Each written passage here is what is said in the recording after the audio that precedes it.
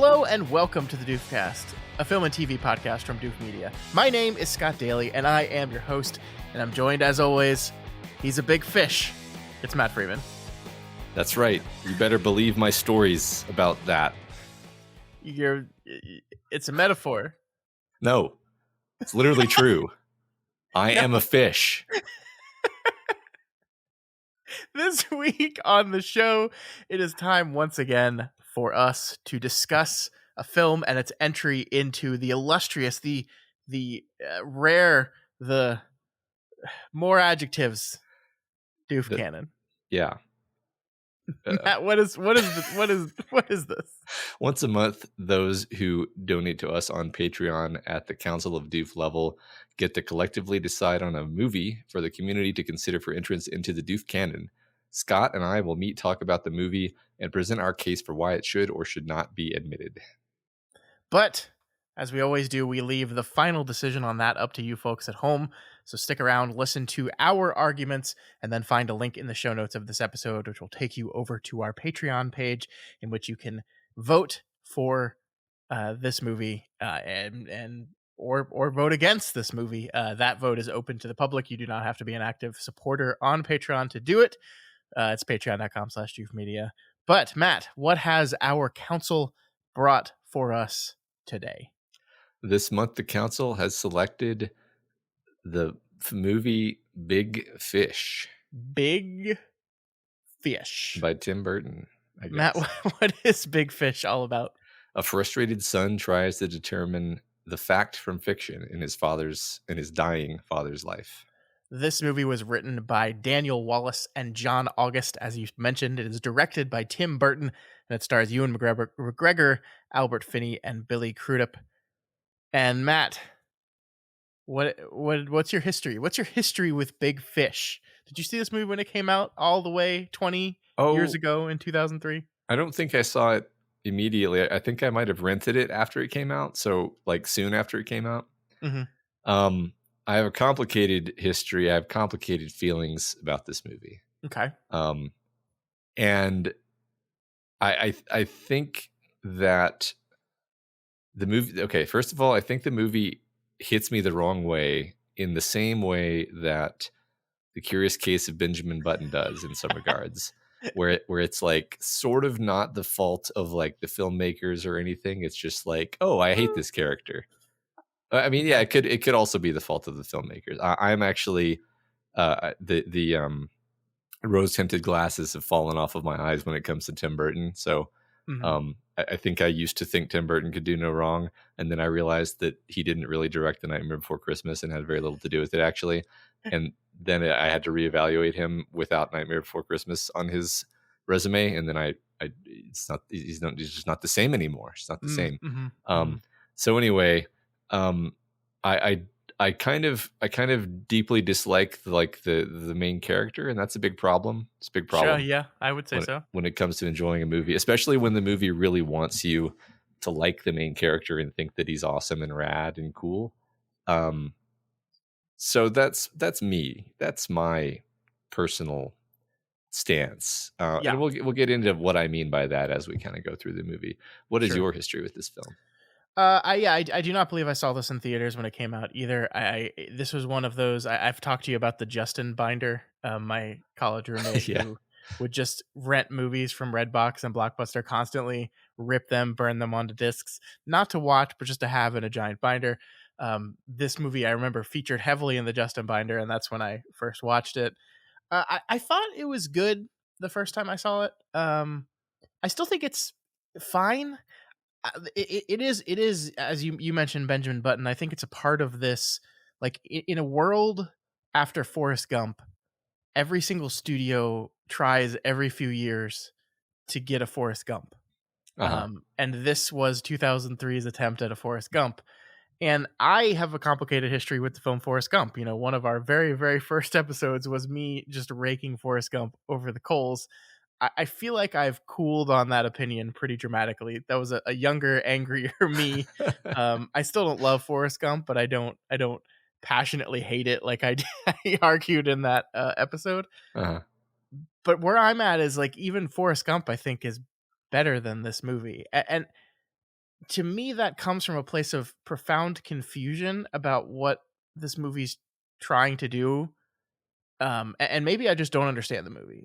We'll get into this as we go, but like you said, you hated the main character.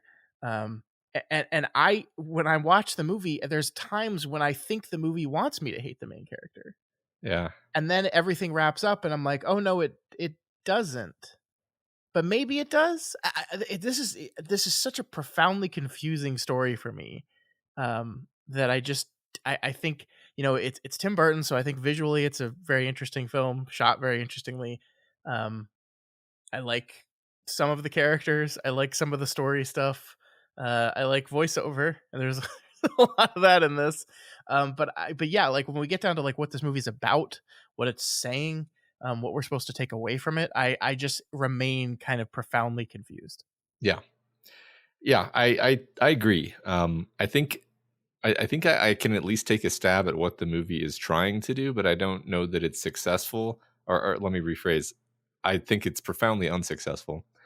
Um, but as you say, it's also possible that we're just mistaken about what it's trying to do. You Sure. know. So I mean, basically, right? The skeleton of the story is that you've got a young man who doesn't understand his father. His father always tells these outlandish stories about his life. Um, the young man, in the course of reconnecting with his father and learning about his father, realizes that these outlandish stories were actually just sort of slightly editorialized and made slightly fantastical to make them Hmm. more interesting and fun for the audience to listen to, and that most of this stuff actually sort of did happen in some way, at least. And then he's able to connect with his father and appreciate him in this new way. Like that's basically it. Like that's the short story. If you're going to write a, you know, 2,000 word short story, you could write that and that would kind of like be it, right? Yeah. Yeah. But like the problem, a lot of the problem for me comes honestly down to the performances, where Albert Finney as old man, Ewan McGregor character, is just a totally different person than Ewan McGregor character. And he actually just comes off as like a tedious old asshole blowhard Yeah. who I don't like. And the way Albert Finney is playing him is in an unlikable way, where he's like, the kind of guy who's going to just talk and talk and tell a long story when everybody in the room is like in real life, this kind of person is annoying, right? Yeah. Yeah. That's just the case. And he doesn't behave the same way as the young Ewan McGregor character. So like, for example, you can't imagine young Ewan McGregor not speaking to his son for 3 years Yeah. because his son like was irritated at the fact that he is constantly making things up. Yeah. And then you also can't imagine that character like when pressed by his son to be like, okay, but like I want to know, you're my father. I love you. I want to know what happened in your life. His reaction wouldn't be like, "Oh, how dare you ask directly." I've been telling you the whole time what happened in my life. Yeah. Yeah. This is exactly it, right? I think you've hit the nail on the head here, because in this movie, Albert Finney comes off as like an unreasonable, unhealthy, and I don't mean physically, obviously unhealthy physically, he's dying, but like unhealthy mentally person who can't have serious conversations, who can never talk about the reality of the situation. And he's dying.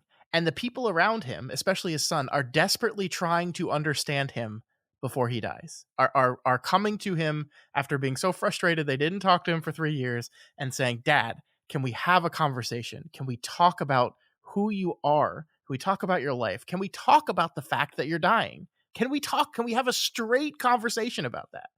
And Albert Finney's like, "No, absolutely not." Like, and so like you're watching that and you're like, this is what the movie's got to be about, right? It's got to be about his father realizing that like stories are great, but sometimes you gotta be real. And that's not the movie. Yeah. The movie's actually like, I think the doctor gives the conceit at the movie at the end where he's like, but doesn't the story version sound better? And like, yeah, of course it does. Like, it's a story. It's not real. And even if it's partially real, it's not entirely real. And Uh-huh. like for me, like you think this would be crack for me because I love stories and I love movies about storytelling, like the power of storytelling. And this movie does certainly talk about the power of storytelling to isolate you from your child. Uh-huh. And Yeah. I just I wanted there to be a moment like and I totally understand it, and I think I am kind of with the movie in that his son's kind of hatred of his father's storytelling is a little bit irrational as well. That like, yes, these stories might be fabricated, it might be false, but your father is putting an image of himself that he wants you to see because he loves you and he wants you to see him at his best, and he wants you to think he's had this really really fantastic outlandish otherworldly life when in actuality, he's underneath it all he's had a kind of just normal life, normal successful life. And you need to learn that you know you did know about your father through these stories. You need to learn that lesson. I like that. But on the other hand, I need the other side of this, which is his father has to have a straight fucking conversation with him too. Yeah. I wanted that scene so desperately, and you just never get it. I think a microcosm of the disconnect is when his son says to Helena Bonham Carter, "Oh, I just assumed my dad was cheating on my mom with somebody because he seemed to be lying and exaggerating constantly and was Yeah, always gone." and he was always gone. He was always gone, and And you're like, wait a second. So like, could like then he totally failed to communicate. yeah, Like he failed as a storyteller, right? He failed as a storyteller to communicate the idea of who he is, right? Because like the hmm, point of telling the stories is like, look, this is the essence of who I really am. Set aside whatever really happened in Korea. yeah, This is the essence of the story of what happened in Korea. But like he screws it up entirely because his son is like, I don't believe you. I don't believe any of this. yeah, I don't believe a single thing you've told me. And it's like, God, I don't know. Like it's interesting. I was reflecting on like stories my parents told me about their lives and like stories I tell my kids about my life and like what I prioritize in those stories is basically like I want them to know what actually happened. yeah, And it's not that I'm ever thinking about this movie, honestly, but like it's important to me that they know like what actually happened in the story. Like it's very important to me when I'm telling my kids stories to be honest. yeah, Like it's one of the most important things to me. Maybe that's one aspect of the thing that bothers me, where it's like, and I think just that honesty is a very important sort of quality for me personally, sure, also. So the idea where it's like, look, if you're obviously embellishing the story, I don't know what parts are the parts that you're not embellishing. So I don't. yeah, So what do I? You know what I mean?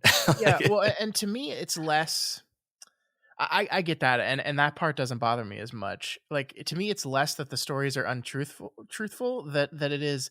I don't think the stories that were presented in the movie really do a good job of at shedding light on the essential questions of who is Albert Bloom, because like we get this story about this town of Spectre and this place that he goes to and then comes back to and then spends $50,000 of his own money and countless months, you know, bringing back to life basically. And I don't think the movie properly explains why. Yeah, Like why he feels the need to do that. Like why he feels the need to incessantly take care of this woman who was a little girl the first time he met her, to the point that she thinks, and fairly, that he's hitting on her. yeah, Like that's the part I wanted is the why of it. Like why a man who talks so wonderfully about his wife that this beautifully romantic story of, oh, I knew the first time I saw her that this was my wife, and I spent 3 years working in the circus learning a new fact each day so I could eventually find her, and then when I did find her it was too late, but I didn't give up and I won her over, and I proved my love to her, and then I spent the rest of my life away from her on sales trips constantly and neglecting of my child with her. um like that, that means something, Yeah. right? And I just feel like the movie never tackles that idea. Yeah. Like if your family and your wife was the most important, like why did you pick a job that would have you and even not just like the job part aside, like he spends weeks, months with Helena Bonham Carter, like and then when she kisses him, he's like, "No, you don't understand. I love my wife." And then she tells Billy Crudup's character, like, "To your dad, there was only two women in the world: your mother and everyone else." And and I just want to be like, "Then why aren't you with her? What are you doing here?" Like, Yeah. it just drives me crazy. It drives me crazy. Yeah. I'm almost like I rewatching this movie this time. I was genuinely kind of surprised because my memory was like, oh, he was kind of um maybe not in love with, but he was definitely um uh, uh, attracted to Helena Bonham Carter, Mhm. and maybe loved her in a way, but he like controlled himself and stayed faithful. And Yeah. but the movie doesn't actually show that. The movie shows him being like a total knight in shining armor who never wavers for a second. And I think the reason I remembered it wrong is I just found it so unbelievable and strange that he would have again like just abandoned his family to go rejuvenate a town, which again, like rejuvenating a town, it's like I don't care. Speaking of like stakes and so forth, like Uh-huh. who cares about the town? Like if the people if the town has no economic reason to exist, then people should move away from it. Like what does it even mean to save a town? Like literally what did he do? Like he bought the town, and then like the movie is hilariously vague and like confusing, where it's like, yeah, he buys the town for $50,000, and then like dot, and then like there's some kind of trust which he has to own every building in the town for the trust to work for some Uh-huh. reason. For Which some doesn't make reason any sense. that is not a real legal thing. And then he saved the town. He just leaves The it all the the same, yeah. doesn't collect rent. But they Uh-huh. what do those people do for like just because they don't have to pay rent doesn't mean they don't need things like Right. food. Yeah. Like Well, what and then Matt, the house that he meticulously rebuilds for this woman, uh-huh. like texturally falls apart and returns to neglect because Yeah. he leaves Yeah. again. And Yeah. it's just like, what do we like? How are we supposed to feel about this person? Because at the Yeah. end of the movie, there's this wonderful triumphant moment where his son realizes, like, oh, all he really wants is to die knowing he's surrounded by the people he loves, including all the people of the story. And then this wonderful moment where all these people we saw from the story come to his actual funeral and like, look, okay, they weren't attached twins, but they were these Korean, like, or was it Vietnam? Was it the I Korean War I or the Vietnam War? I I think thought it it was was I think it was Korean. the Korean War. Yeah. Yeah. Like they weren't conjoined twins, but he did meet like this was real and the giant was real. It's just a tall man and this and like all these people were real and look, it was all real and they love him and so they're going to come to his funeral and wasn't this the tragic death of a wonderful, beautiful, perfect man? And I'm just like, no. Yeah. He was an incredibly flawed person who I think, honestly, I think that the subtext of this movie is that he was incredibly not disappointed, but had complex feelings about the life he was living. He seemed like he wanted to be a person that had a larger than life, right? He Yeah. wanted to do incredible things, big, huge things, and what did he do? I mean, he went to war. Yes, he had that adventure. Sure. But he was a traveling salesman. Like he drove around and he was good at it. He was very good at it because he can, spin a yarn and talk to people and people like him. But that was his life, and there's nothing wrong with that. But it doesn't match up to the life I think he wanted, and so he fabricated that life, and he made everything in it just pawns in that life. Like even his beautiful, wonderful wife is just a method of telling a story. And like I just found myself agreeing with Billy Crudup's character from the beginning and not changing Yeah. in that belief throughout the movie. Yeah, I agree. I mean, so I'll phrase this as a question. Did you always feel this way? Or No. yeah, okay, I agree. because I think I liked this movie a million times more the first time I saw it. And here's the thing. I know why people like this movie, and I totally get it. Because the ending makes you cry? Because the ending makes you cry. Because I still cried at the ending of the 'Cause fucking movie. I still cried at the ending of the movie too. Even though going into it on this viewing, I was like, this fucking movie. But it makes honestly, like, I know this is like, this sucks, right? But like, I don't like being this way, but like, Yeah. it makes me even madder that the movie made me cry, because I'm like, well, okay, fine. If you show me like great actors being sad and you play Danny Elfman music and you have this sequence which hinges on the idea of a son desperately trying to reconnect with his father as his father's literally dying in front of him. Yeah, okay, you can make me cry, but like, I'm like, that's just artifice. That's not what I love about filmmaking. That's not an earned cry. That's well, yeah, of course you can do that. A commercial can make you cry if they, line up the balls properly. Like, it is poignant. The idea that his father's dying, he's trying to reconnect with his father. It's very, very poignant, very emotional sort of spine to the story. Yeah, and getting to be the one that tells the story this time. Like, he gets to tell that story to his father. Like, that's emotional and wonderful. And I love the ending of this movie. I do. Yeah, and he comforts his father in his Yeah. dying moment in a way that's incredibly impactful, and he feels like he gets him now. Yeah, And that's and he all. sees the value of that kind of storytelling, like that stuff. Even if it feels like it doesn't, it does have value. It does affect people. It does show people a portion of who you are, certainly. But then when you think about all the other stuff, Yeah. Or primarily, again, just to repeat what I see as the crux of it, the fact that when he pressed his father on this in the first place, they had such an argument that they didn't speak for 3 years, and then when he comes back and tries to sort of approach the topic again, his father still won't talk about it clearly. And again, like, what drives you crazy is the movie takes the textual stance that his father is right to do this.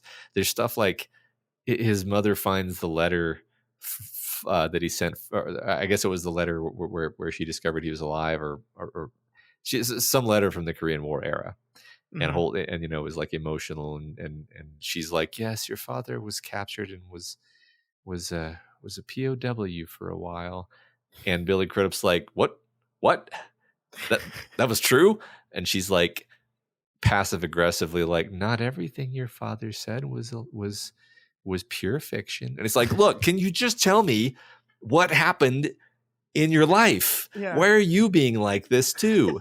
It's incredible. What an incredibly dramatic story. Why did you tell it in a way that made me think it wasn't true? Yeah. Like, why is she playing along with it? It makes me tear my hair out. It's annoying. It's like, especially again, that the performances are so funny because Billy Crudup's character is like by far the most like sympathetic character. Yeah. Where he's just like, my father's dying, my wife is pregnant. I really wish I could like connect with this man who means a lot to me, although he frustrates me. And it's a very like straight performance.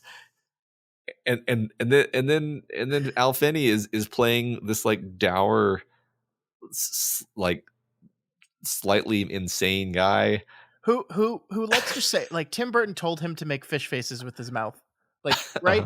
Like, that had to have happened. Sure. Like, there's moments where he's like sitting in the bathtub and his wife comes in and he like is intentionally making like a fishy looking face. Like, I swear to God, that was a direction by Tim Burton. Yeah. I think I used to think that this movie was the Odyssey, and it might be the Odyssey. I mean, everything's kind of the Odyssey, because everything is kind of the Odyssey. But I was thinking about, like, he goes to a town and gets stuck there for a while. It's kind of a Calypso type thing, or can I ask you a question about Spectre? Because I'm not stupid. I think I'm not stupid. What is Spectre supposed to represent? Because like when he first goes there, it's like death. Yeah. Sort of. Yeah. Right? Right. Like, he's too early. And it's like this perfect place that you never want to leave, but he does want to leave. And then he comes back and then it's all run down. Like, what is this? What is this? Like, am I just missing the metaphor? I literally thought it was supposed to be death. Like every time I watch the movie, I have the same experience because years pass between viewings, and I'm like, oh, obviously, Spectre is supposed to be death because it's Yeah, I mean, called it's called Spectre. Spectre. Yeah, right. And they say stuff like oh no, everybody comes here eventually, and it's like Right. creepy. And And then he says as he's getting out, it's like, I was always going to end up in Spectre because no one can run away from their own mortality. And it's yeah, like, what? but then he goes back to Spectre and renovates it so he buys death and allows death to have a second lease on life with $50,000. Yeah, none of it makes sense to me.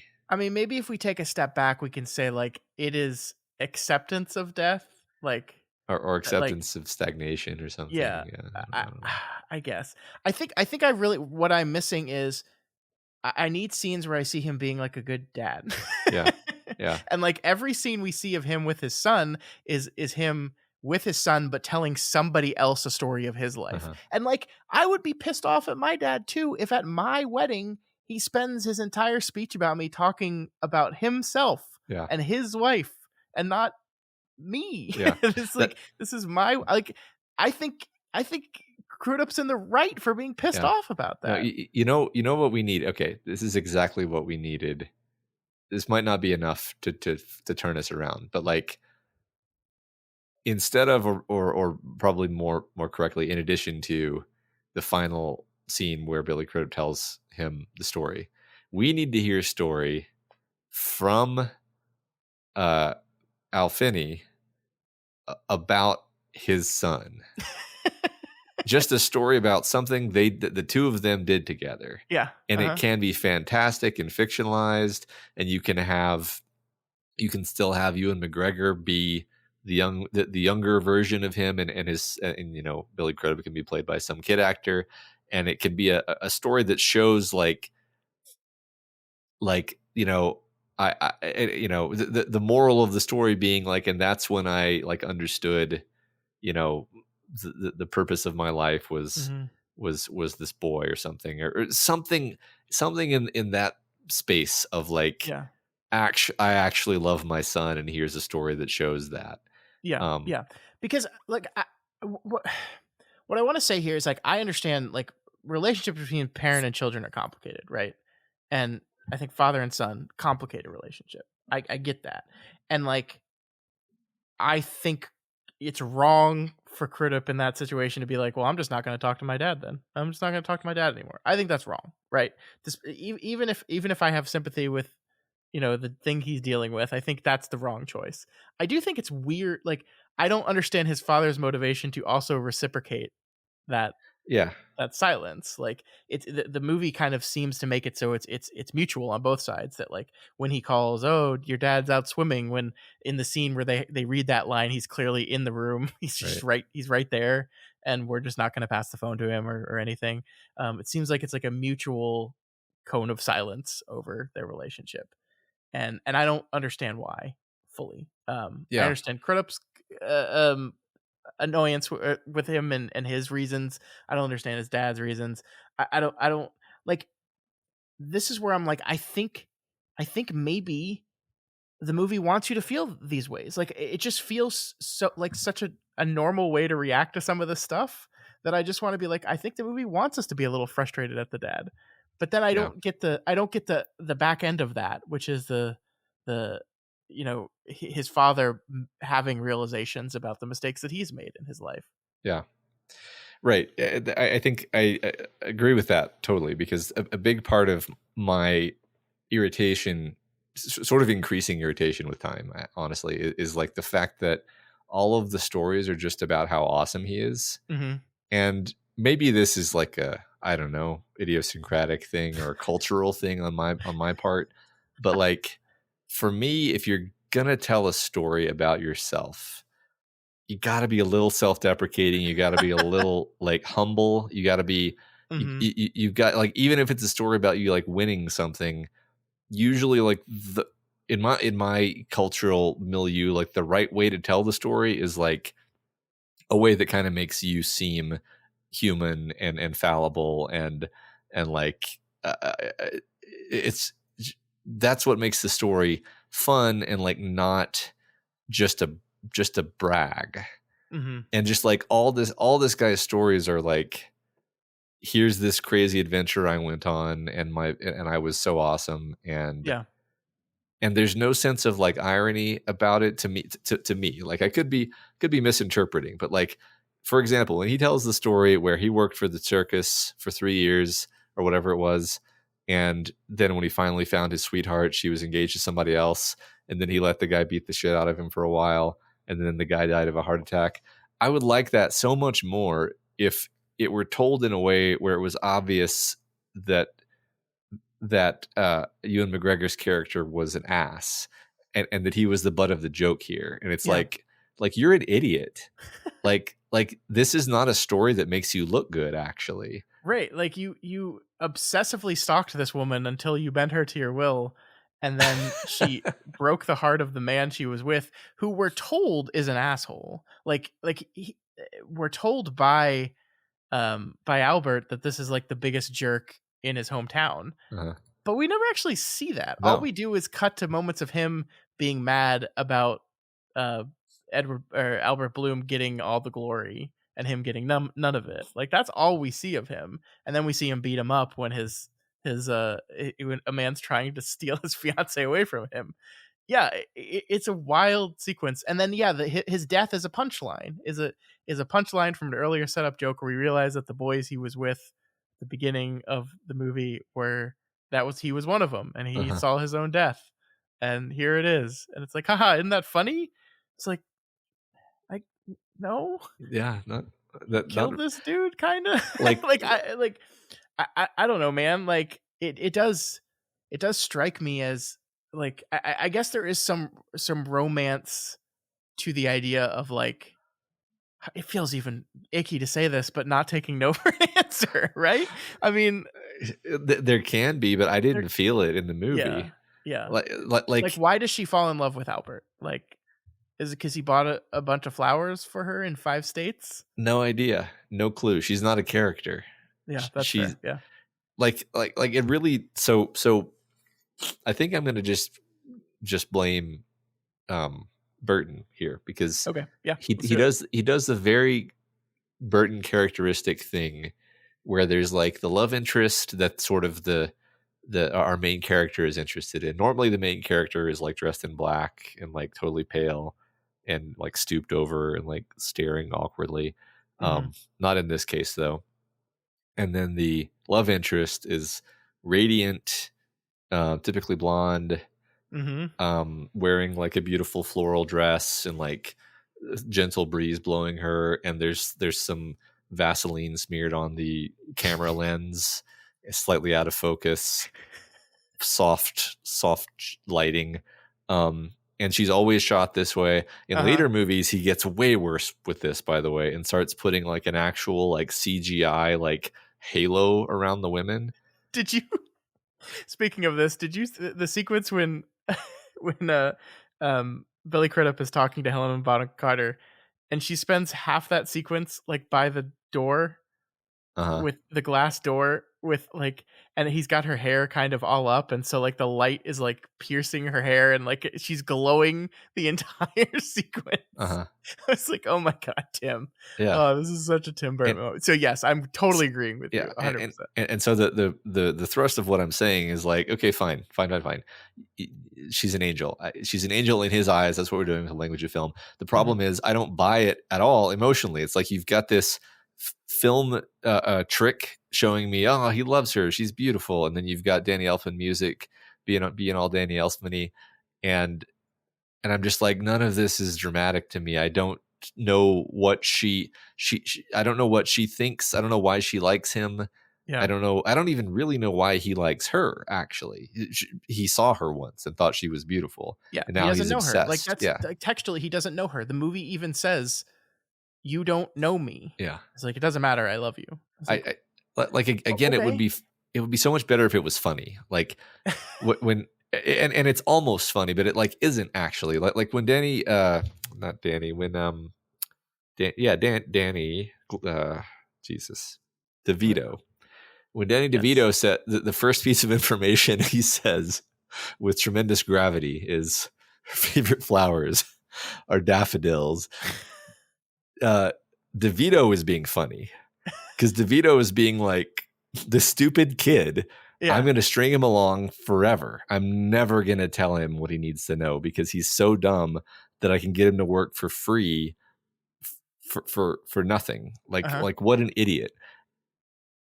But like the character, the Ewan McGregor character doesn't get the like the movie. It's like the movie doesn't get that that's funny somehow. Like, Yeah. do you know what I mean? It's like Burton doesn't know how to convey that. No, I think this is it. God, you're so right. These are all stories about how fucking awesome this guy is, and in every one of these stories, he comes off like a fucking idiot. He actually does. Like if you think about the story when he goes to war, right? Uh-huh. They're all jumping out of the airplane, and then he gets up to the line, and instead of jumping immediately, he like for some reason like counts to 5 first Uh-huh. and then jumps. And it's like, hey, we tell you to jump at a certain time because we want you to land at the jump point, and then he doesn't because he's an Uh-huh. idiot and almost gets captured. And it's the same like in the bank robbery scene. Like, what's he doing there? Uh-huh. He's just an idiot. Like a bank robber that he used to know throws a gun at him, and he's like, okay, guess I'll help you. Uh-huh. Like he's a fucking idiot. He is, but yet the language of the movie seems to treat him as if he's like the best person there ever was. Yeah. And that, yeah, I think there is some fun irony to that central concept. I don't think this movie captures that, and maybe, and I think it's fair to lay this at the feet of Burton because maybe the script, maybe that was the point of the script, right? Maybe like this disconnect between this person he holds himself out to be and the person the story seemed to depict him as, and it's not there. It's not there in the language of the film at all. And that's kind of why I think you and I are so confused. Yeah, there's a novel too, and I find Uh-huh. myself wondering if the novel wasn't like, had more of an irony to it, Yeah. because it Yeah. just makes so much more sense that it would be sort of a story about a guy who's just a complete screw up, who tells stories that make him look better than he actually was because he can't face the reality of who he is, Mm-hmm.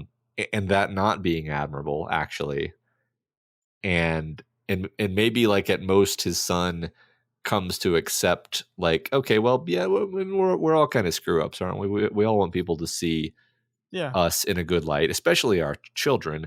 Like, so I just said that it's very important to me to be honest to my children, and that's true. But it's also very important that they respect me and think I'm cool. To be frank, right? Like, Uh-huh. not cool per se. That's not quite that they find me admirable, right? And Mm-hmm. I try to make that happen by being admirable, but like if you if you're not, if you have a life of mistakes behind you, and your kids are going to find out about those mistakes, I guess there's got to be a temptation to kind of spin it to be like, Sure. actually, the moral of this story is that I was the clever one. Well, and the one admirable thing in his life he did is the one thing that his son doesn't know about. Like it doesn't make sense, and we don't understand the motivation for saving the town, but he saved a bunch of people's like lives, sort of, right? Like he allowed them a place to live still, Yeah, um, when they were gonna get evicted, and like, but his kid didn't know about that, which I think is the movie trying to be like, oh, you're so sick of these dumb stories, but look, here's a different story told from someone else that shows the ways in which he was actually good. And I get that, I get it, but again, I wanted the other side of it. Like I do think there is room for an interpretation of his son was being unfairly harsh to his father, and unfairly frustrated by a lifetime of tall tales. yeah. But yeah, I want the other side too. I think when this movie came out, we were like pretty young, Mm-hmm.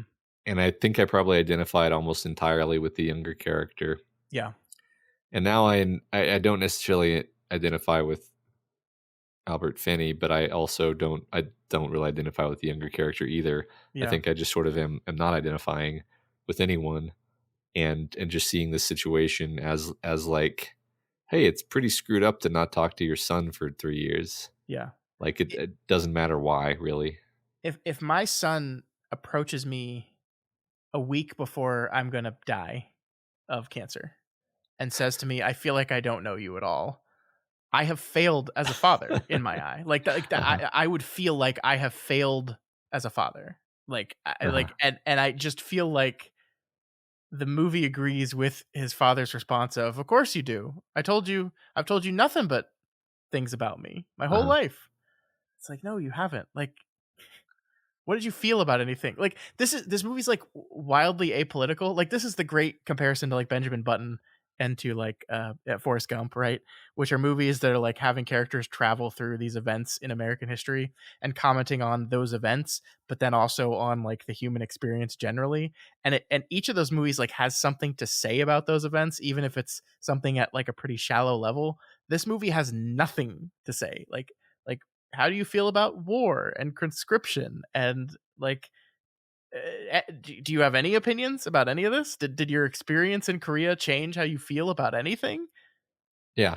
No. That's an interesting point. There's almost no okay, so like there's some like cleverness and like fun to some of the little vignette stories, Mhm. but there's no real pathos, and there's no like Ewan McGregor's character comes off as such a cipher with like no inner life and no psychology. Like Yeah. the Forrest Gump comparison, I'm like, yeah, there he goes to the Korean War, but there's no, you know, I want to go home Forrest scene Yeah. or anything even approximating or in the neighborhood of that, where it's like, oh, like I get all your problems with Forrest Gump, but like the dramatization of this poor guy who's drafted to go to Vietnam and his only friend dies in his arms and he saves the whole platoon of people.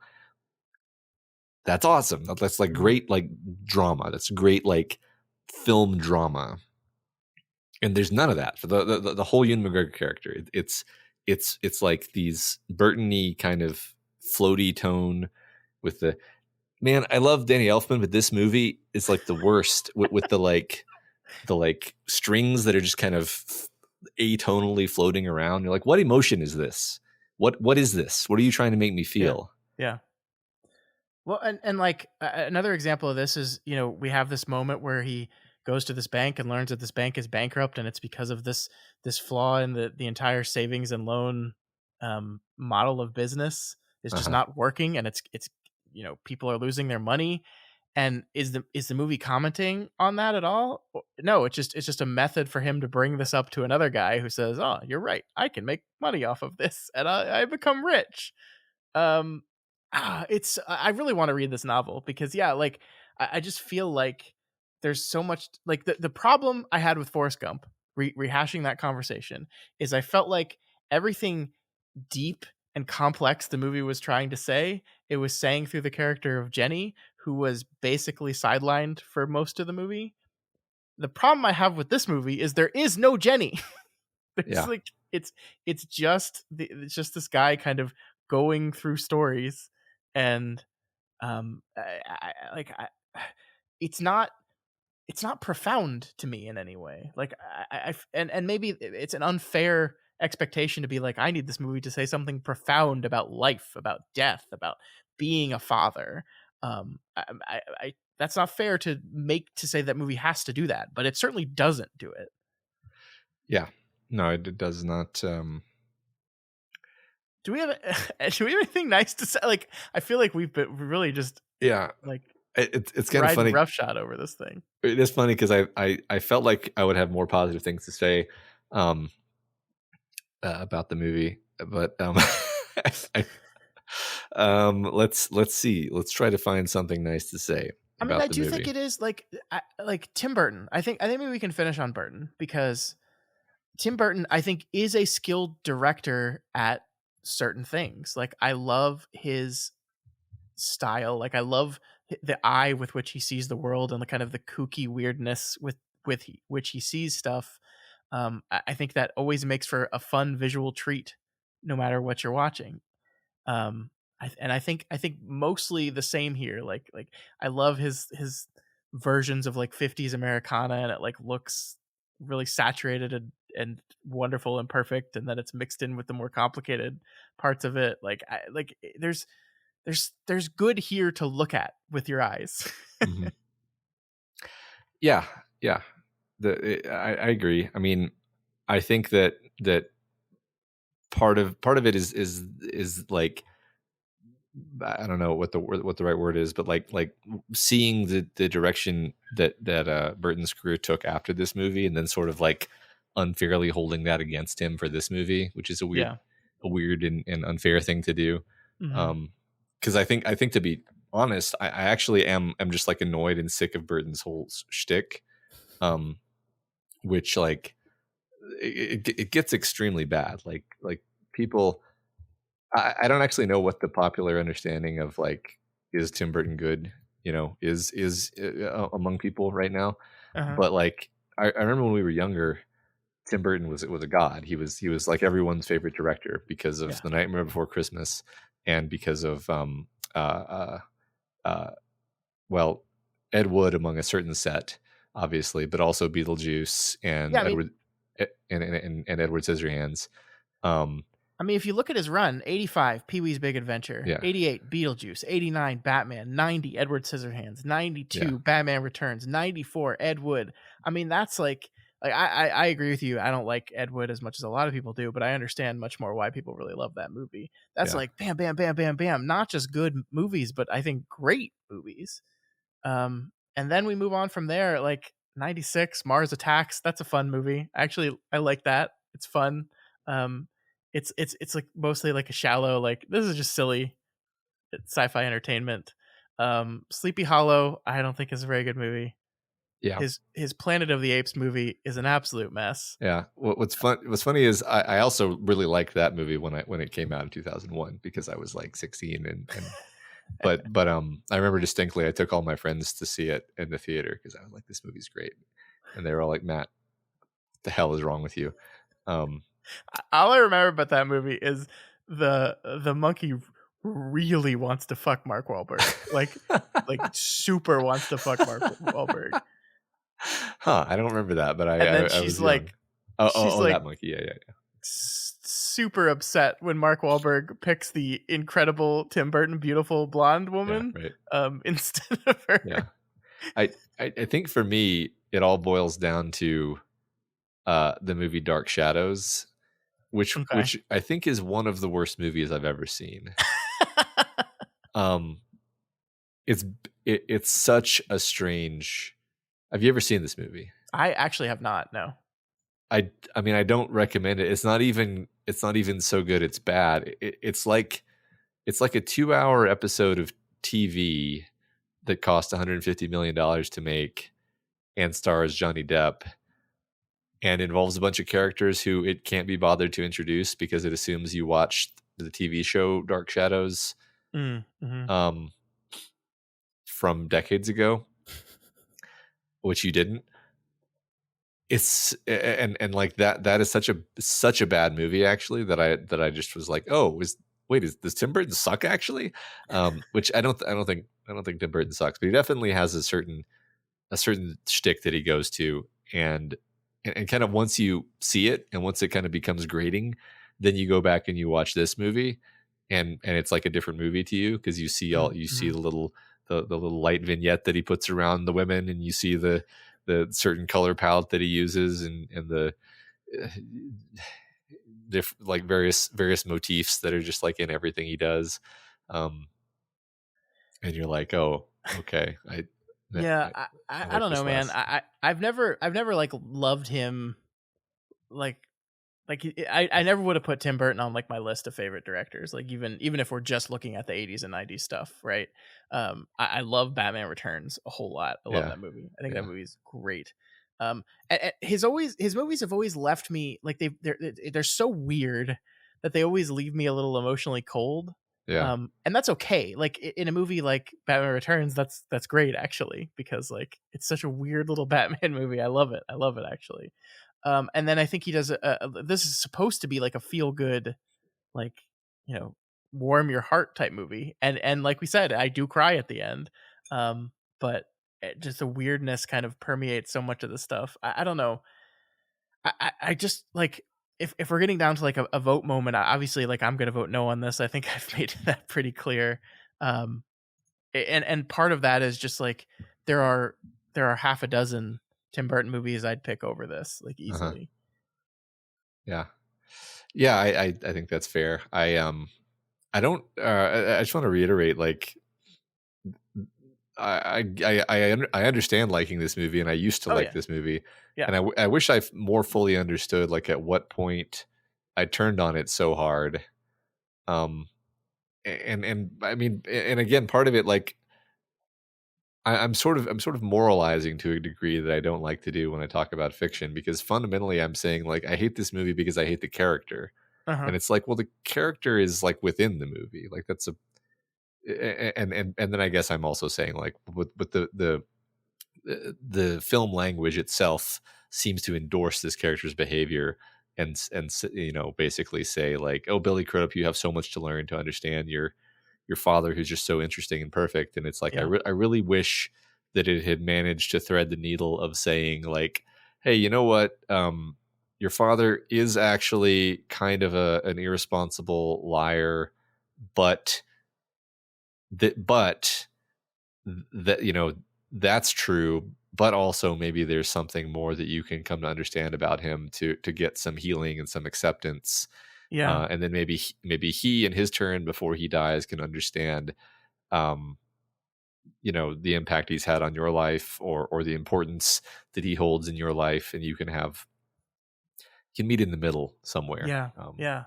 Man, I agree so much, and that's like, I came to this movie. I never loved this movie, but I liked it, and I came to it here like expecting, I guess, and maybe this is just the doom of expectation of, I am about to watch this movie as a father for the first time, and I am really interested to see if there's anything, you know, profound or moving as a father that I can glean from this thing, about, you know, maybe how to be a better father, or like the powerful relationship that a father and son can have.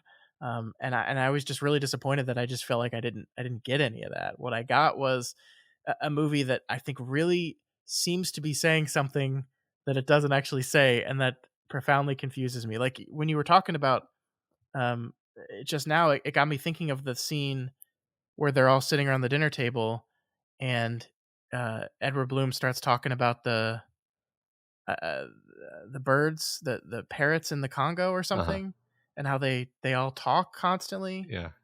And then, like at the end of the story, Crudup says, you know, she went to the Congo, like she was actually there. And his response to that is, oh, so you know. Uh-huh. And that felt to me, the way it was shot and performed, like a profoundly sad moment. Uh-huh. Like oh, this is a person that's actually experienced the things you're just pretending to. And once you learn that, you don't have anything to say to her anymore. Like you don't ask any questions about that experience. Right. Like he's a Yeah. man who tells stories but never asks for them. Yeah. Right. And that's sad. That's a good point. Yeah, the polite thing to do in that situation, when your son is obviously trying to be like, "So, my wife, who you barely know, did this thing recently," is to be Mhm. like, "Oh, that's so interesting. Tell us about that." And instead, he's like, "Let me make a snarky little comment about my. Let me tell a little joke. Let me tell a little joke and make this about me again." Mhm. Um, Yeah, and if the movie had commented on that at all, if like that had like, that's the weird, like I think it is. I think it's do like that's what that scene would be for in my mind. But then it doesn't go with it. It doesn't do anything with it. yeah, Ugh. yeah, 'Cause I think then the next sequence is her getting to chat with him for a while, and she finds him charming and fascinating just like everyone else does. And I don't get it. I don't get this movie. Fundamentally, I don't understand this movie. I think that's what it is. yeah. Right. I mean, it's. I just. I think I wish it was something different than what it is, and I wish Yeah. that so strongly that I'm just like, I can't. I almost just can't take it for what it is. I'm just like, I'm just seeing what I wish it could have Yeah. been and how it could Yeah. have been And, better. and maybe that's not fair of us to do, right? Like, obviously, a lot of people like this movie. A lot of people voted for this movie. I feel like we're going to get a lot of yeses for this movie. I really do. Yeah. Um, Yeah, I but mean, okay, just like the final moment. Maybe I was a little too harsh on saying it was purely manipulative, because like it is a good like moment, like it's a good film moment. The idea Mhm. of Billy Crudup's character is telling the story, and you know, you see the light in his eyes, and you're cross cutting this with the, you know, the adventure, Mhm. and I think what that's also doing is it's finally allowing you to tie in the two actors as being the same character, which is something my brain had a lot of trouble with, because they don't Which look is or wild speak. because they said the trivia of this says that one of the reasons why they cast or sought to cast Ewan McGregor is because they saw a picture of Albert Finney as a young man and said, "Wow, he looks remarkably like Ewan McGregor." And I looked at those two people, and I don't agree with that. No, not particularly.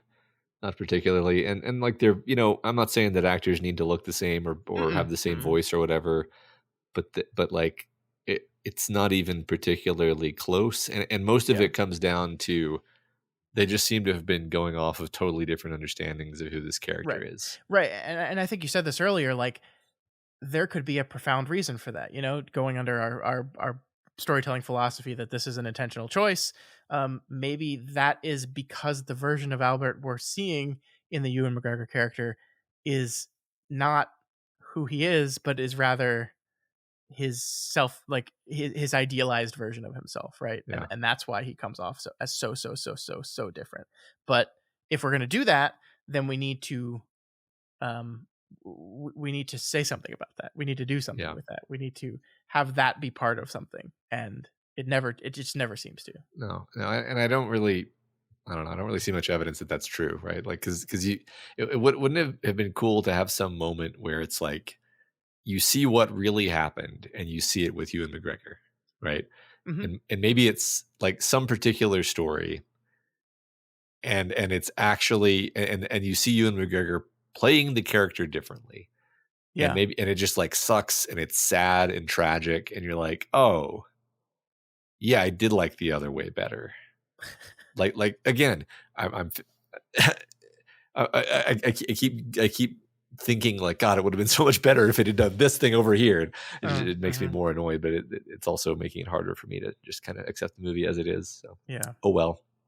Yeah, I mean, Helena Bonham Carter's story might have been an opportunity to do that, right? That, like, oh, now we're getting a story of about Edward Bloom from not him, Albert Bloom from not Yeah, him, and so yeah, there's an opportunity there to shine a different light on him, and that seems to be the intent of her story, is to shine a different light on him. Like, I think she prefaces the story with, "I don't know if I want to tell you this. You have an image of who your dad is, and I don't want to mess that up."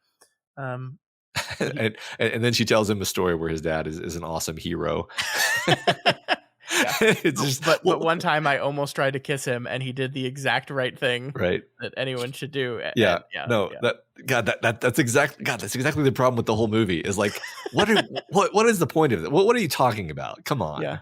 How much better it would have been if they actually had kissed. They Yeah. actually had kissed, and we Yeah. got to see that he really does feel this way about her. He has these strong feelings for her, and then maybe he does the right thing, and maybe he says, "No, I'm sorry, I can't do this. I can't go through with this. I love my wife." And then maybe she pushes him on that. Like, if you love her so much, why are you with me? Why are you here? Yeah. And then there's some drama and some conflict in this Uh-huh. movie that has no drama and no conflict. Uh-huh. Yeah. Ugh, ugh.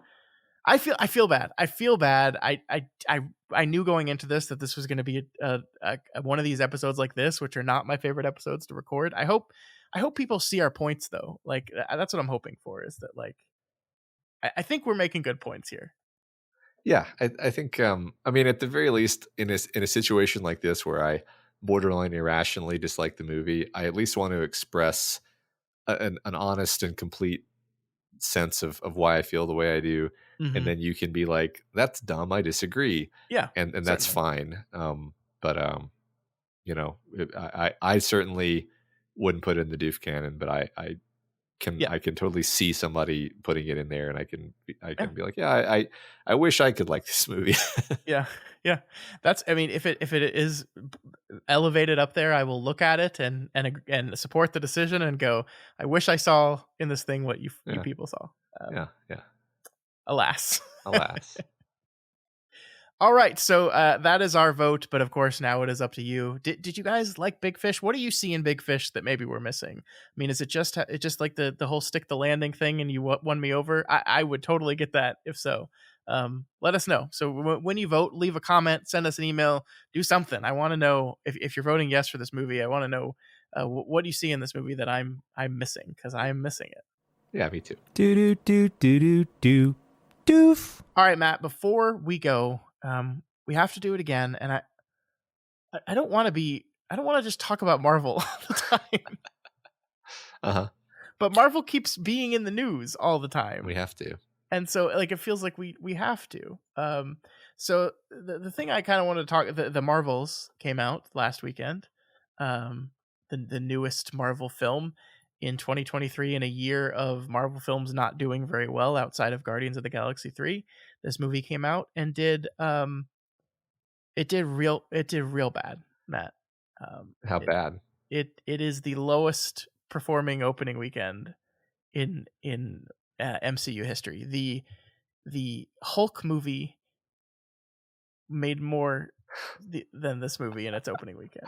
Oh my god. Yeah, the 2008 Incredible Hulk with Ed Norton performed better in its opening week than this film did. And that's a really interesting thing. And it brings us to this point. I kind of want to talk briefly about what the hell is going on with Marvel. But I thought before we do that, like, I know you've seen the movie. I haven't seen the movie. So like, is the hatred and or indifference of this movie warranted at all? What did you think about it? Oh, I enjoyed it and found it fun. Sorry to say, no particularly strong takes here. There was some very like silly stuff in it, but it was like self-consciously silly and fun in almost a Taika Waititi fashion. Although it was directed by Nia DaCosta, who I don't really know what else they have done. She did the Candyman reboot that came out a couple years ago that got relatively mixed reviews. I believe she also did a independent film called Little Woods. So this was a director that, you know, in similar ways to, I think, movies do all the time. They had pretty good success with a little personal film, elevated to try to do a bigger studio affair, and then elevated beyond that to do a big Marvel movie. Well, what I'll say, I don't hold anything against the director at all. Actually, there are some really fun. There's some like unusually fun action set pieces. So you can tell from the trailer, there's this gimmick where they switch places. Mm-hmm. So, man, do they make that work as a like conceit of how the action scenes are going to work. It's it's actually very fun. Like I didn't know that I was missing this, but it's like I was thinking like, wow, it's been a while since I was having this much fun watching just like an action scene in a Marvel movie. It is like well paced, well done, just well executed in that regard. The Kamala Khan actress, the Kamala Khan character, I hadn't watched the Miss Marvel show at all, so I wasn't aware of her, but she's great. She's very funny. She almost I think fair to say steals the show. Actually, she's just very fun to watch. Mm-hmm. And then everything else about the movie is just kind of fine and unoffensive, and like I think you'd enjoy the movie. I think the stuff that's silly you would just kind of be like, sure, know, but it's cute, whatever. It's not it's sort of targeted. I think one issue is that the movie is sort of definitely targeted at younger girls. There's just a lot of elements in it where it's like, yeah, you this is just obviously targeted at younger girls. Sure. But I still enjoyed it. I didn't even take my kids to see it because I was visiting someone else and I went to see it with them. But I am going to take my kids to see it because I think they'd enjoy it. Great. So is the hate justified? No, I don't think the hate is particularly justified. I think it does signal a change in how the MCU is being perceived culturally, though, because that really warms my heart to hear that. I'm looking forward to seeing the movie. I'm probably not going to be going to the theaters because of of small children. But I certainly will check this out the second it hits streaming. And I the Miss Marvel, I did watch that television show, and I loved the actress Iman Vellani, who plays Kamala Khan, Miss Marvel. Loved her character. Thought she was fantastic in that show that I was fairly mixed on. I think it starts off really strong and then peters out at the end. Um, but it does feel like there were a lot of people that were very gleefully dunking on this movie, like very, very happy to see it performing so poorly. And I do think that represents kind of a change in how the MCU is perceived in popular culture, because it seemed like even when they had their misses, which they did have, right? They not every movie they made was good. Like, people were more than willing to kind of go along for the ride anyway. And like, you've reached what have you done for me lately mode when people are like happy to see you fail. Yeah. And that seems to be like the general consensus, especially around this whole year, but especially around this movie, is look at how bad Marvel is, isn't it? Like, I'm so excited to see this thing kind of collapse in front of my eyes. Yeah. And it, like, and there's stuff around this movie, it's a movie led by three women, directed by a woman. Like, I don't want to like say it's all misogyny. Like, I don't think it is. But I do know, like, the character of Captain Marvel was lambasted by a lot of people. Like, people did not like this. People really hated this character. They hated Brie Larson. Got very angry at Brie Larson over this stuff. And so there's a lot of people out there just like jumping for joy that this thing is not performing well. Yeah. Well, there's a cottage industry on YouTube, at least, around how horrible Brie Larson is. Yeah. And how she's ruining everything, and how she's basically like public enemy number one for like a certain type of fan. Yeah. And so those, fan, right? Yeah. And I think those people are going to behave this way toward any Marvel thing that she shows up in, pretty much. Yeah. But I do think the number of people like beyond that, and it's like, I'm happy this is good. I am in the camp of, I think Marvel's losing it a little bit. Like, I haven't really enjoyed a thing that they've put out since Endgame. With a little bit of except, like, there's moments of things I liked. I actually, by the way, the Loki season 2 finale came out last week, and I watched it, and it's the best episode of season 2. It ends on a high note. It's really good. It's a really good finale. I don't think it makes me like the rest of the season, but it's nice finishing strong, and I enjoyed it. But other than those little bit of things, I'm just not like excited about any of this stuff like I used to be. And it is weird kind of watching this happen to myself real time, to just like watching myself just give less and less shits as time moves on, and knowing that I'm not alone in this feeling. Yeah. It's I wonder even if we liked some of these movies as much as we remember ourselves as liking them. I don't think so. I mean, I think there's moments that we really, really liked in them, because I'm sort of always grading on a curve when I talk about Marvel movies these days. Sure. Where, like, I don't think I said this was a great movie, right? But it's like I think I used words like fun and enjoyable and fine.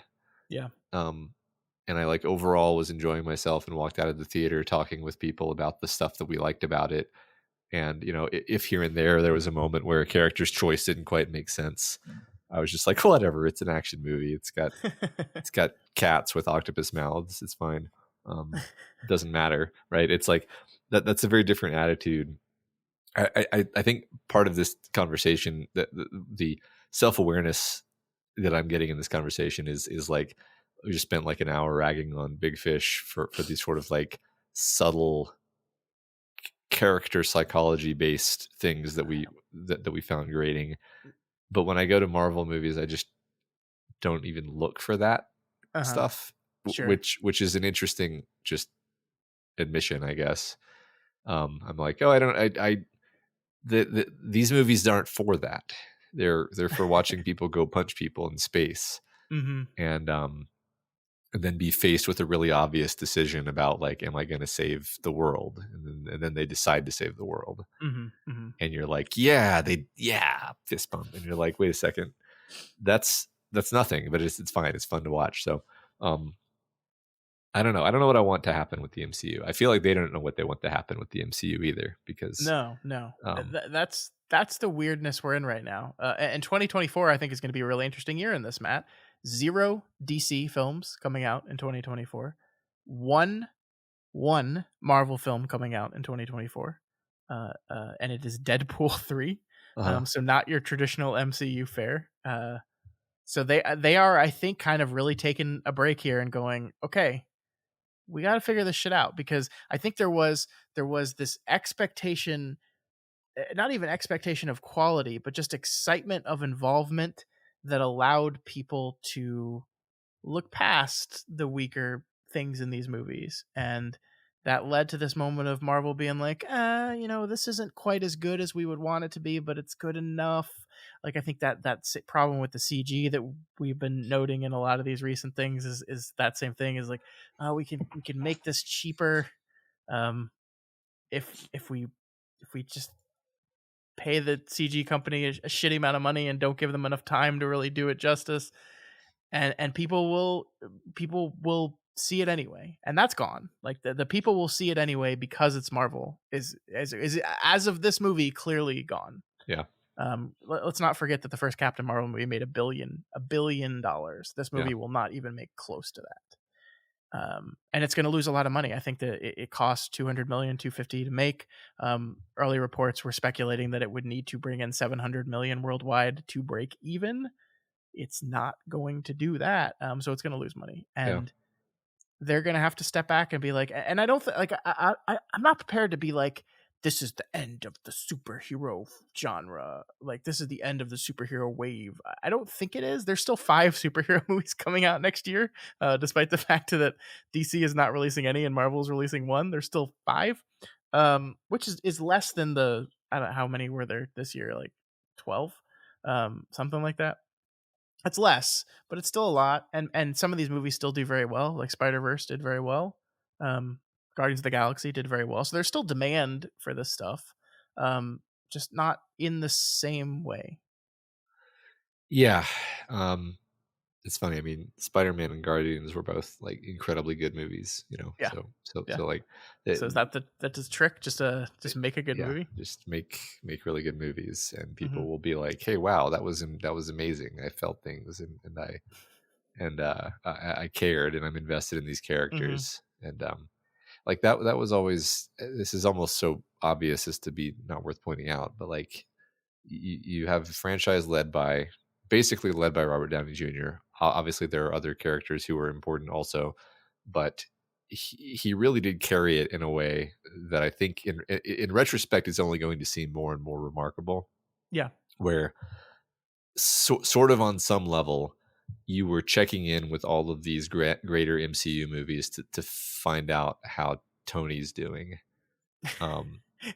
And then Yeah. I think they correctly end it by having him die heroically, and then it's like, okay, now who's the character who I'm checking in on, and nobody has taken that seat. Yeah. Well, And, and I mean, I agree. Like, Downey Jr. is the godfather of all this, but I think people felt similar about Captain America, even Thor to a certain extent. Like, I don't think they've managed to recapture the love of character that we had for that first group with any of these new movies. yeah, And so the thing that I'm worried about in all this is that, so they're just going to go back to those characters. Like, they're going to get those actors to come back. They're going to throw gobs of money at them until they say yes.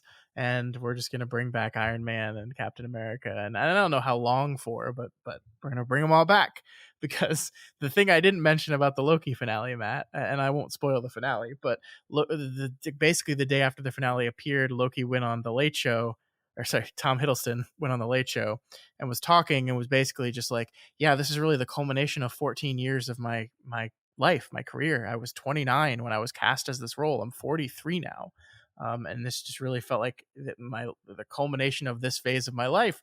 He didn't directly say he was done playing Loki, but like the way he was saying it seemed to imply it. And then like immediately the next day, Tom Hiddleston releases a statement that's basically like, I will be playing Loki more. So it's like literally Disney like pick up the phone and be like, you can't tell them you're not going to do it anymore. You got to tell them right now that you're going to do it more. Yeah. And like, just like that exhausts me. Yeah, right. I don't.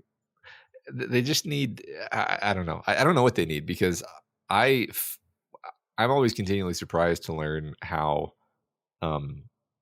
Fly By Night, the phase 1 through whatever it was, like they like to give this impression that everything was planned out meticulously.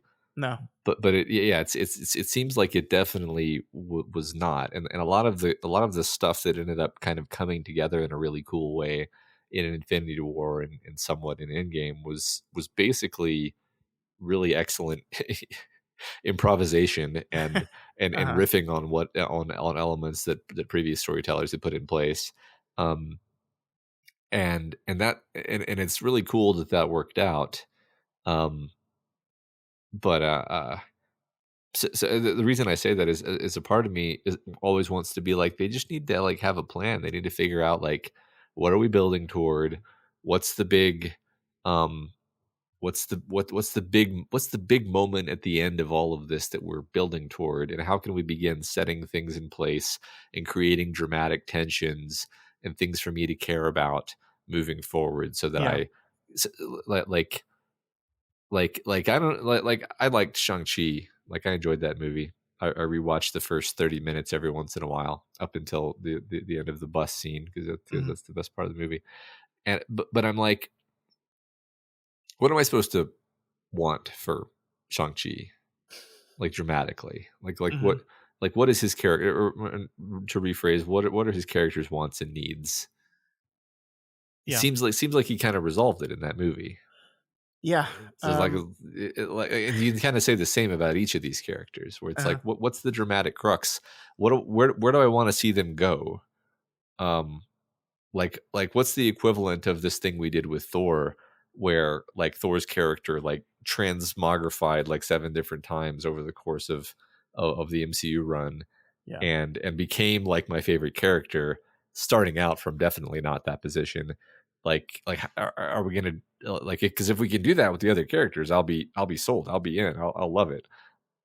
But I see no indication that we're doing that yet. Does any of that land? Yeah, I think that makes sense. I think that the issue, they're doing it with plot, right? Like we're setting up the multiverse stuff. We're setting up Secret Wars. We're setting up Kang. Like the Avengers, like they've said, it's going to be called the Kang Dynasty is the first Avengers movie. So we're setting all this stuff, but we're not doing it with character. We're just doing it with events and plot. And none of the things that Kang has been in have, to me, justified why I should give a shit about Kang. Like, I just don't care about Kang as a character at all. And it's not that you need to care about the villain necessarily, but I also just don't feel connected to any of the newer heroes either. So I think they're probably going to have to pivot away from the Kang stuff because it's not popular. They already started planning to pivot after the failure of Quantumania. And then I think the Jonathan Majors of it all is complicating that even more. It's like, do we recast the character? It would be easy to recast it, but I don't know, Yeah. So I don't know. I don't know. I think the best news that you could possibly have, if you really care about this stuff and you want it to be as good as it can be, is that they're basically taking 2024 off. They're not releasing nothing. I mean, but Deadpool is so different and from everything that they're doing. But I mean, things are on the horizon, right? Fantastic Four is coming. They just, I think, announced today that who is he? Damn it. I just was looking at this right before we started recording and I blanked on it. Pedro Pascal is in talks to play Reed Richards in the Fantastic Four movie that's coming up. Of course, the big thing at the end of the Marvels, Matt.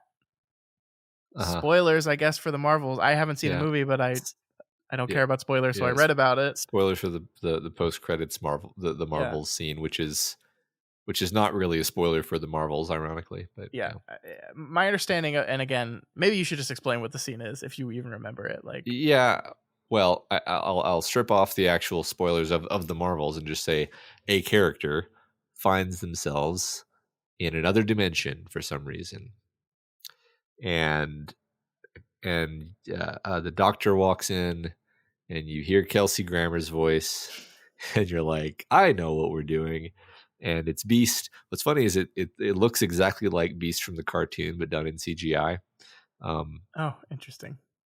It's I mean, there's more stuff. There's slightly more stuff that happens there that are, really just kind of reinforcing, like, yes, it's a different dimension. It's a different dimension. And so it's the X-Men, which is something we basically already introduced with the Multiverse of Madness. And I don't know if this means anything, because it's like are you really, like, I think I used to think, oh, they're letting us know that they have this complicated thing with the X-Men planned for the near future. And now I realize, no, what they're doing is they're putting up a little trial balloon to see how people react. And if people are super excited about Beast, super excited about the X-Men, oh my God, the hashtag Kelsey Grammer as the Beast, then they'll maybe go in that direction.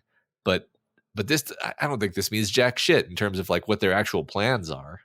Well, the thing that I don't, I think you're right, kind of, because, like, you're right, in Multiverse of Madness we had, Professor Xavier played by Patrick Stewart. Now we have the Beast played by Kelsey Grammer. So it's like we're once again, we're not just showing the X-Men are coming to the MCU, but we're specifically showing the Fox versions of the X-Men, right? And is that the direction we're gonna go? Like, by the way, guess who's gonna be in the Deadpool movie next year? Hugh Jackman's Wolverine is gonna be in the Deadpool movie next year, and it's like, I just don't buy that is the direction we're really gonna go. That, like, we're gonna bring the X-Men into the Marvel Cinematic Universe via the old actors who played them in 1999. I just don't think that's what we're going to do. I think it's just a fun way of doing this, but yeah, it certainly is confusing. It's strange. And I can't even necessarily say that I'm excited, despite the fact that I watched those cartoons when I was a kid. But I think fundamentally it's like what you were talking about a second ago, where you were like, they're trying to entice us with plot questions. They're trying to be like, it's going to be Kang, and it's going to be the X-Men. And I'm like, I don't feel anything about that. You had me dramatically invested in the characters, not in the plot. I never cared about the Infinity Stones. I cared about the idea of the Avengers as these specific characters who had emotions about things, and one in Iron Man wants to protect the Earth, and it, I know. Can we let's do this? It is today is the 16th of November. We're gonna put a moratorium on talking about Marvel.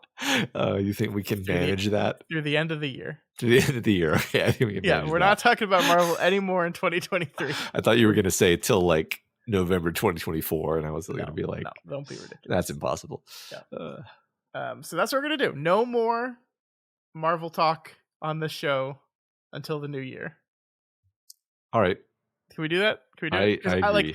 I started this conversation, like, excited to kind of work through my feelings on this stuff with you, and by the end of it, I'm just exhausted, and I just don't care anymore. Like, that's really how I feel. It's just like, there's so many good movies out there right now that are worth exceptionally more time than whatever Marvel's doing. I'll repeat what I kind of repeatedly say about this, which is I want them to make me care. Like, I love that. Oh yeah, I'd love it if I cared. I want these big fun movies. My kid is, like, rocketing into the age where he's gonna start really liking this stuff. He's already obsessed with Spider-Man. He loves Spider-Man so much, and he hasn't even seen a Spider-Man movie yet. So, like, I'm definitely getting to a place where it would be really fun if these movies were really freaking awesome and I could go see them with my kid. But that's not the way it is right now. Except for maybe the Marvels. I don't know. I'll see it. I'll see it eventually. We'll see. But I won't talk about it on the show until January. All right. All right, Matt, that's going to do it for us for the week. If you folks have any opinions about Big Fish, don't forget to go vote for it and let us know what you think about it. I think there's a lot of you out there that really love this movie. I'm not telling you you're wrong. I'm not telling you that's bad. Just obviously we didn't agree. We want to hear why, though. I'm always curious, really curious about these things. Yeah. If you're not already subscribed to the Doofcast, then we encourage you to subscribe so you never miss an episode. You can find us on all the major podcasting platforms. You can also head on over to our Patreon account. You're going to be over there voting for Big Fish. So while you're doing it, why not subscribe? You can pledge to us at any of the available levels and get a whole bunch of bonus podcasts like this month's Other Levels of the Tower, which is going to be covering Pet Sematary. Not exactly sure when that's going to be released this month, but we got 14 days left. So it'll be in one of those days. All right. Sounds good. Speaking of weird scheduling stuff, we will be off next week. Next week is Thanksgiving, and so we'll be with family doing Thanksgiving stuff on Thursday and Friday of next week. So we will not have a show, but we'll be back the week after that for more blind spots. Right? I think, yeah. Yeah, that was my understanding. Yep. Please consider rating and reviewing the Doofcast on Apple Podcasts. Each review helps us get more exposure and introduces new people to the content that we make here. That is right. I hope everyone in America has a wonderful Thanksgiving next week. We'll see you in a couple weeks. Go watch Big Fish. Vote for it. Tell us what you think. We'll see you in a couple weeks.